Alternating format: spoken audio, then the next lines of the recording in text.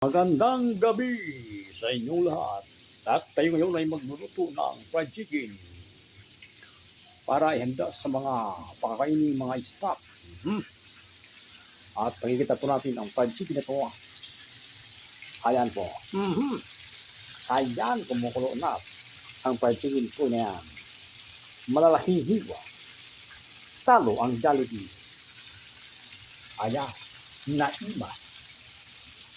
Naimas na yan, dumudugo-dugo pa kapag kape ay pinapakuluan ng mantika.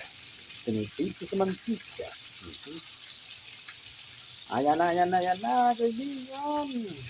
Malapit na tayong magbaliktad sa fried chicken. Yan ang recipe po natin ngayong gabi sa fried chicken. Remember, someone today is Rock. 96.3 Easy Rock, the manufacturing corporation, the number one, Easy Rock. Nagbabalik pakalipas ang ilang oras. Ayan, buksan na mga natin ang fried chicken at muli ay babalik rin natin sapagkat malapit ng maluto, mga kaibigan. Ito ay, pagkaluto ito ay naimas na ito. Naimas na kahanggaman bagan, dinhe sa aton fried chicken ay na talaga namang crispy fried chicken. Ayan. Yan po ang crispy ng fried chicken po natin na recipe karon. Alright? Alright. Alright. Alright. Alright. Alright.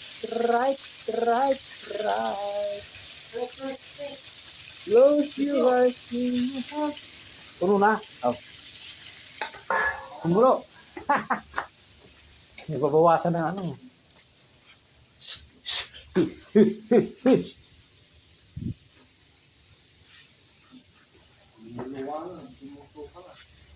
Nababawasan siya ng ano. Maraming tubig.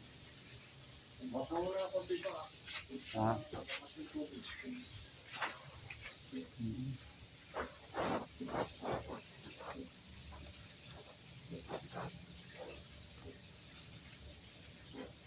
Close your eyes.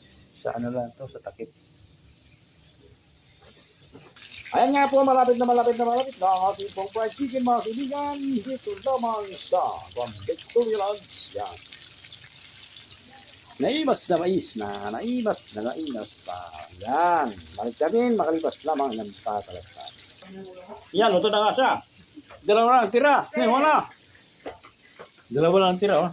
Ay, doon ako sa malaki. Bakit mo kasi inuna yung malaki, Ted? Sabat inuna may maliliit.